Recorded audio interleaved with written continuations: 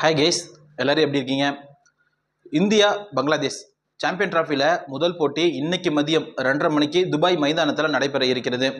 இந்த மைதானம் முழுக்க முழுக்க பேட்ஸ்மேன்களுக்கு சாதகமான மைதானம் அப்படிங்கிறதுனால இந்திய அணி பார்த்தீங்கன்னா பேட்டிங்கில் பெரிதாக மாற்றம் செய்யலை, பவுலிங்கில் தான் ஒரு மாற்றத்தை செய்திருக்காங்க.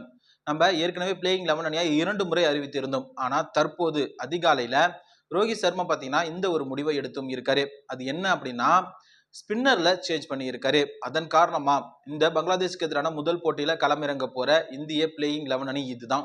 ஏன் அப்படின்னா, பங்களாதேஷ் நிறைய முறை இந்தியாட்ட மோதி இருக்கிறது. 40 முறை மோதி 8 ஆட்டங்களை வெற்றி பெற்று இருக்கிறது. 2024ல இந்தியாவை 2 முறை வீழ்த்தியும் இருக்கிறது பங்களாதேஷ். இதன் காரணமா ஸ்பின்னர்ல ஒரு சேஞ்ச் இருக்கட்டும், புதிய பவுலரை உள்ள கொண்டு வரலாம், அதுவும் இந்த தமிழக வீரரான வருண் சக்கரவர்த்தியை உள்ள கொண்டுட்டு வரலாம், அதற்கு பதிலாக குல்தீப் யாதவை உட்கார வைக்கலாம் அப்படின்னு ரோஹித் சர்மா முடிவெடுத்தும் இருக்காராம்.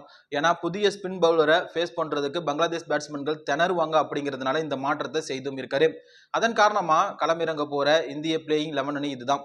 ரோஹித் சர்மா, சுப்மன் கில், விராட் கோலி, ஸ்ரேயஸ் ஐயர், KL ராகுல், ஹர்திக் பாண்டியா, ரவீந்திர ஜடேஜா, அக்ஷர் பட்டேல், வருண் சக்கரவர்த்தி, முகமது சமி, ஹர்தீப் சிங், இந்த 11 பேர் கொண்ட இந்திய அணி தான் இந்த பங்களாதேஷ்க்கு எதிரான முதல் போட்டியில களமிறங்க இருக்காங்க. இது போன்ற கிரிக்கெட் தகவல்களை உடனுக்குடன் தெரிந்து கொள்ள நம்ம சேனலை மறக்காம சப்ஸ்கிரைப் பண்ணிடுங்க. தேங்க்யூ.